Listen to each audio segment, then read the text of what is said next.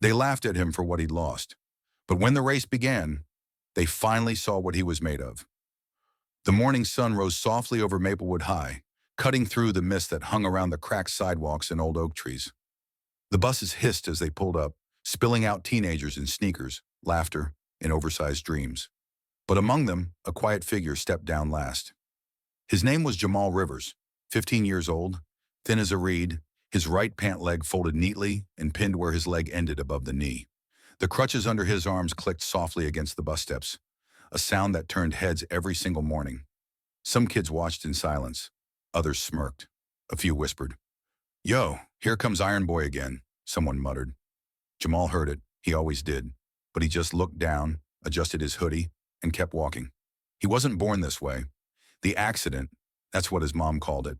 The night the drunk driver ran a red light. The night the music in the car stopped, and his world changed forever. He was 8. His father didn't make it.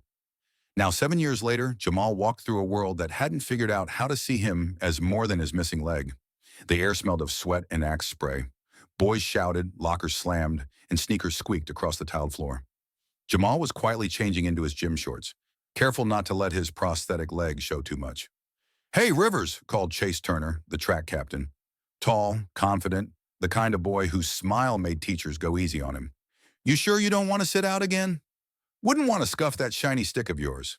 The locker room burst into laughter. Jamal didn't answer. He just lifted his chin slightly.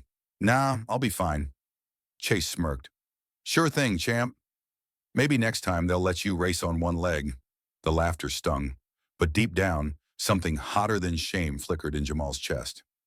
That evening, Jamal sat at the kitchen table, the smell of cornbread filling the air. His mom, Renee Rivers, moved slowly around the kitchen, humming an old gospel tune. "You okay, baby?" she asked. He nodded, pushing peas around his plate. "Same stuff." "Just tired," Renee sat down across from him. "You don't fool me, Jamal. You've got that look again. Like the world said something cruel and you trying to make it not hurt." He exhaled. They don't think I belong. On the team, at school, anywhere." She reached across the table and touched his hand. "Baby, you belong anywhere God lets you walk into, leg or no leg. You hear me?" Her words were soft, but they landed like thunder. A week later, Jamal showed up to track tryouts, something he'd never done before. Chase laughed when he saw him at the starting line. "You serious, man? This ain't the Special Olympics." But the coach, Mr. Danner, a grizzled man with years of sunburn on his face, just stared. "You here to run, Rivers?" "Yes, sir." Mr. Danner nodded. "Then you run." When the whistle blew, Jamal's heart exploded in his chest. His prosthetic leg wasn't made for sprinting. Every step was a war between balance and gravity. The other boys thundered past him, dust, speed, wind, and he finished last, gasping for air. But something changed that day. The coach saw fire. "Rivers," he said after everyone left, "you've got grit. You come back tomorrow. We'll work on form." Jamal looked up, disbelief in his eyes. "You mean I made the team?" Coach Danner smiled faintly. "Not yet, but I see a runner in you, and that's more than I can say for half these boys." Every night after that, Jamal trained, alone, under the dim light of the high school field. He practiced with his crutches, without them, with his prosthetic on, and sometimes without it. Hopping, pushing, falling, getting up again. His mom watched sometimes from the bleachers, hands folded under her chin, tears catching in the glow of the floodlights. The janitor, old Mr. Willis, would sweep the stands and shout, "Boy, you gon' kill yourself out here." Jamal would just grin. "Then at least they'll remember I was fast before I fell." By mid-season, Chase and his friends grew meaner. They tripped Jamal in hallways. They imitated his limp. They whispered that he got pity points just for showing up.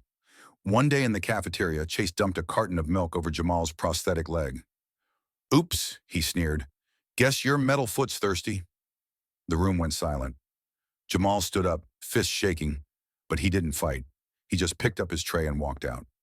Later in the bathroom, he stared at his reflection. Half metal, half flesh, half courage, half fear, and he whispered, "They don't get to tell my story." A month later, the school posted a flyer. District Championship. Maplewood High versus West Ridge. Coach Danner called Jamal into his office. "Rivers, you've been training harder than anyone. You're not the fastest yet, but I want you to run the 400-meter exhibition." Jamal blinked. "You mean I get to race?" "Yeah, you'll be the first amputee to ever compete for this school. You ready for that?" Jamal nodded slowly. I was born ready. Just took me a while to prove it. The stadium was packed. The crowd roared. Flags waved under the afternoon sun. Jamal stood at the starting line, sweat running down his neck. His mom sat in the stands, clutching her hands, whispering a prayer. Chase was there too, not racing this event, but smirking from the sidelines. "You sure you don't want a head start?" he called out. Jamal didn't look at him. He just lowered into position. The gun fired, and Jamal ran. Each step thundered through his chest. His prosthetic leg pounded the track like metal lightning.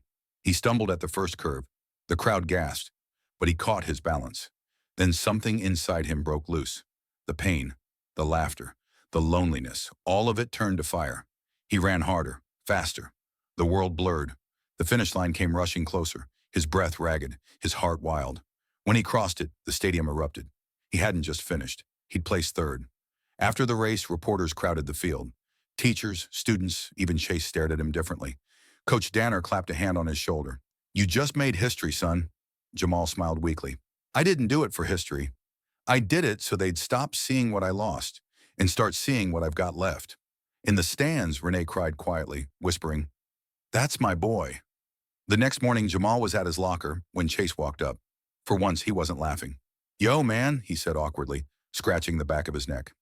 "Yesterday, you were unreal. I didn't know you could do that." Jamal shrugged. "You never asked." Chase hesitated. "Look, I was a jerk. Maybe I could train with you sometime." Jamal looked him in the eye. "Yeah, maybe." And just like that, the ice cracked. Weeks later, Jamal gave a short talk in front of the school assembly. He stood on the stage, microphone shaking in his hand, leg gleaming under the lights. "People see you one way," he said softly.